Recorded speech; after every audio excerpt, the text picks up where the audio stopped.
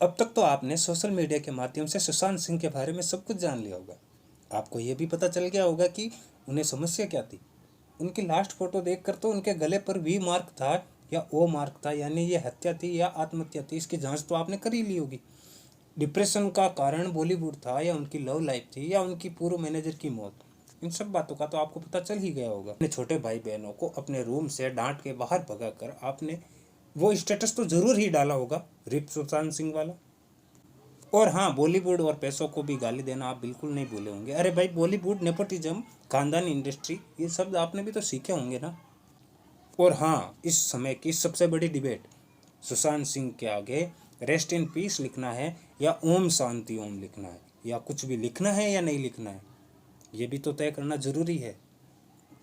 क्या पता वो बीजेपी सपोर्टर था या कांग्रेस सपोर्टर था, वो हिंदुओं को चाहता था या मुस्लिमों को चाहता था, इन सभी बातों का तो आपने पता लगाया ही होगा ना। क्योंकि भाई, किसी को ज्ञान देना तो आपसे सीखे, किसी को परेशानी हो तो आपसे बात करें। आप ही तो इस समय के सबसे बड़े राजनेता हैं, इकोनॉमिस्ट हैं, यहाँ तक कि आप क्रिकेटर तक हैं। आप देश के रक्षा मंत्रालय को भी राय दे सकते हैं। आप समझदार ही इतने हैं क्योंकि आप पूरे दिन इतनी समस्याओं से जो जूझते हैं, आप देखते हैं कि आपका पड़ोसी क्या कर रहा है, क्या नहीं कर रहा है, क्यों कर रहा है, कब कर रहा है, कितना कमा रहा है, कम कमा रहा है या ज़्यादा कमा रहा है। इन समस्याओं से बड़ी समस्या सुशांत सिंह को क्या हो सकती थी, है ना, है ना। वैसे आप सच सुनना चाहते हैं, हिम्मत है आप में, तो सुनो मेरे भाई। आज के समय में हर सुशांत सिंह की आत्महत्या के पीछे का कारण आप ही हैं। ये जो इस समाज में रहते हुए थोड़े ज़्यादा पैसे कमाकर अपने पड़ोसी तो क्या, ज़्यादातर तो अपने सगे भाई तक को बात बात पर नीचा दिखाने वाले तुम लोग, पड़ोसी के बेटे बेटियों की पढ़ाई का बोझ अपनी औलादों पर डालने वाले तुम लोग,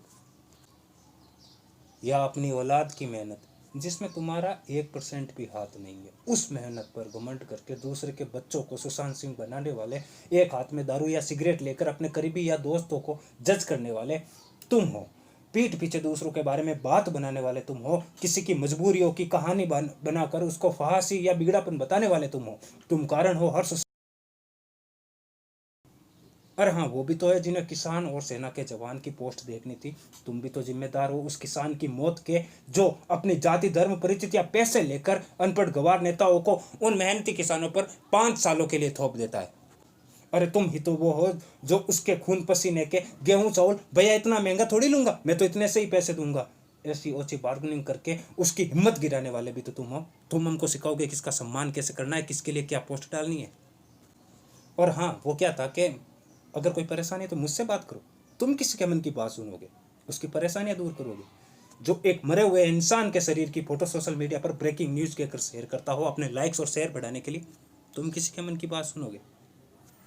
तुम्हें किसी से हमदर्दी नहीं है, बल्कि तुम्हें मजा आता है किसी की परेशानियां सुनने में, किसी की जिंदगी में झांकने में, किसी की बातों को बनाने में, सच नहीं तो झूठी ही बातें सही उनको उड़ाने में तुम्हें मजा आता है। किसी को परेशानी या मुसीबत में देखने में तुम्हें मन की शांति मिलती है, ऐसी बातें सुनने में, किसी की दुर्घटना देखने में। और हर सुशांत सिंह को तुम्हारी इस आदत का पता है, इसलिए वो इतना टैलेंटेड हंसमुख होते हुए भी अपनी परेशानी अपने शब्दों में बयान नहीं कर पाता है।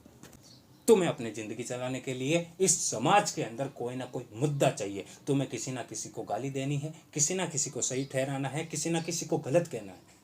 भूल गए वो टिकटॉक वर्सेस यूट्यूब वाला मुद्दा, उसमें तुम ही तो थे। अरे तुम ही तो थे जो किसी एक की गलती की सज़ा सारों को दिए जा रहे थे।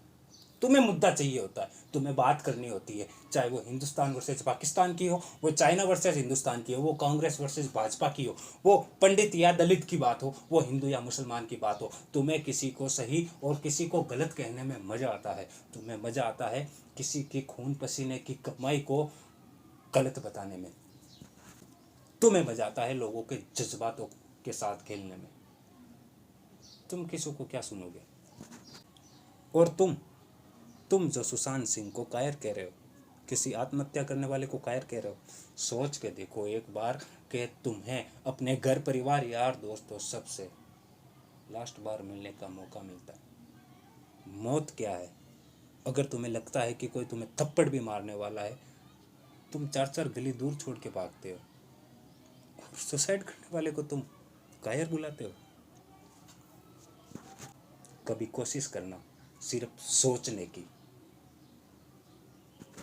क्या तुम अपनी ज़िंदगी खत्म करने जा रहे हो। पता चल जाएगा कौन कितना कायर और कौन कितना हिम्मत वाला है।